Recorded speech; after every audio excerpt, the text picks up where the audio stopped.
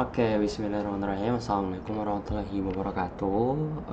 Perkenalkan, nama saya Muhammad Bintang Putra Arvin, NIM 2023 di sini saya akan mempresentasikan mengenai proposal riset atau proposal penelitian dalam mata kuliah metodologi penelitian ilmu komputer atau biasa kita kenal dengan sebutan Metopen.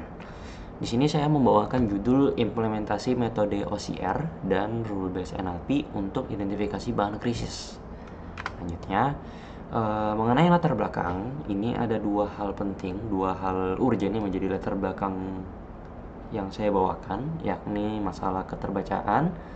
Lalu yang kedua ada resiko kesehatan atau keyakinan, yang dimana masalah keterbacaan, label komposisi makanan sering menggunakan huruf yang sangat kecil dan istilah ilmiah yang sulit dipahami.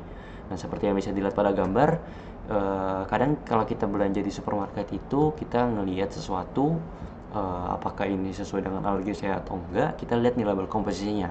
Cuma sayangnya kita nggak begitu paham, nggak begitu ngerti dengan istilah-istilah pergizian nih.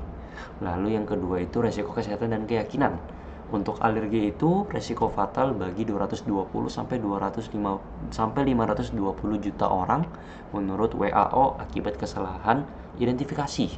Lalu untuk halal sendiri, 87% penduduk Indonesia muslim membutuhkan kepastian produk bebas bahan non halal atau bahan-bahan di luar dari halal, baik itu syubhat, baik itu haram, baik itu makruh dan lain-lain sebagainya. Nah, identifikasi masalahnya yang pertama udah pasti keterbacaan, font label terlalu kecil dan penuh istilah teknis yang membingungkan orang awam. Sehingga mungkin nanti bakal menjadi human error, resiko tinggi terlewat membaca bahan berbahaya atau haram. Lalu yang kedua itu inefisiensi. Verifikasi manual memakan waktu lama dan tidak praktis saat berbelanja. Jadi saat kita berbelanja, biasanya kalau kita nggak paham nih dengan kandungan gizi dari produk tersebut, kita coba buat nge-searching atau nge-googling, tapi sometimes juga masih ada yang missing terkait pronounce-nya ataupun ketikannya. Maka itu bakal menjadi sebuah human error. Lalu dari ketiga hal itu, kita simpulkan adanya gap teknologi, kurangnya solusi OCR yang akurat dengan database konteks lokal Indonesia. Nah, adapun solusi yang aku usulkan atau yang saya usulkan itu tiga hal. Pengembangan aplikasi Android yang mengintegrasikan tiga hal ini, yakni yang pertama Google ML Kit untuk OCR-nya, untuk ekstraksi teks dari label dengan akurasi tinggi secara on device. Lalu yang kedua ada rule based NLP, algoritma pencocokan string yang efisien untuk mendeteksi kata kunci berbahan krisis untuk bahan-bahan yang kritis. Lalu yang ketiga ada database lokal, terokurasi berdasarkan standar alergen BPOM atau FDA, dan untuk bahan non halalnya itu pakai LPPOM dari MUI. Nah, adapun tujuan penelitian ini ada 4. Yang pertama untuk implementasi OCR, terus yang kedua membangun database dan algoritma, pengembangan prototipe, dan evaluasi kinerja. Jadi dari tujuan penelitian ini nanti hasilnya bakal kita evaluasi lagi. Kita ukur keberhasilan sistem menggunakan metrik akurasi, presisi, dan recall. Nah, untuk ruang lingkupnya itu yang pertama ada teknologi. Jadi aplikasi berbasis Android ini kita bakal gunain Google ML Kit dan Rules Based NLP untuk efisiensi komputasi. Lalu untuk objek deteksinya itu terbatas pada bahan-bahan kritis yang kita tuju. Itu ada dua parameternya. Yang pertama ada alergen, terus yang kedua ada non halal. Nah, di sini kenapa kita gunain ML Kit? Karena menurut penelitian Agustina di tahun 2023, perbandingan akurasi OCR pada label makanan bisa dilihat seperti pada grafik di depan. Ini untuk Google ML Kit itu dipakai sebesar 95,8%. Jadi studi membuktikan nih kalau Google ML Kit lebih unggul menangani kondisi label di dunia nyata.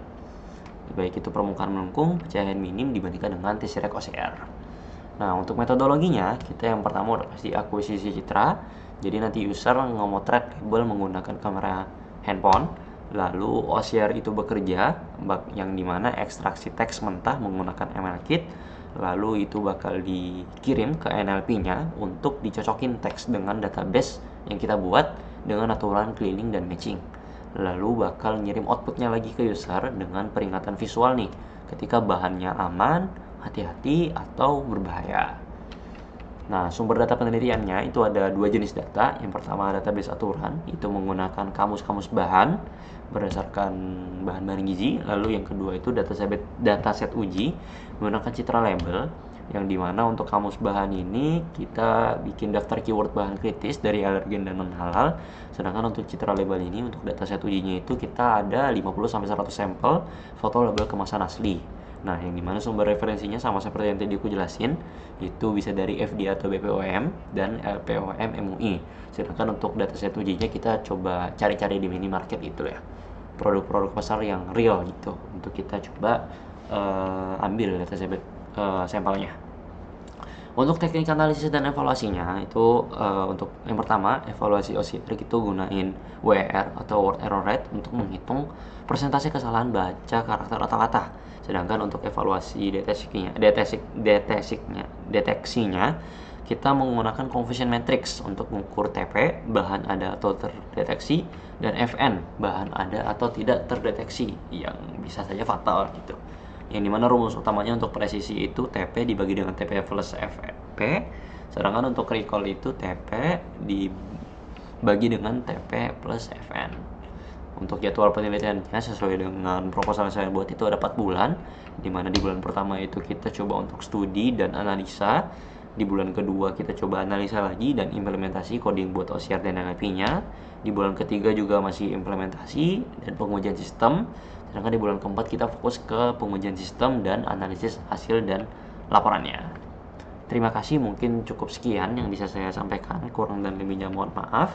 Di sini ada kata-kata terakhir, teknologi untuk keamanan pangan yang lebih baik dan kepastian halal bagi semua. Saya Muhammad Bintang Putra Devin, pamit undur diri. Wassalamualaikum warahmatullahi wabarakatuh.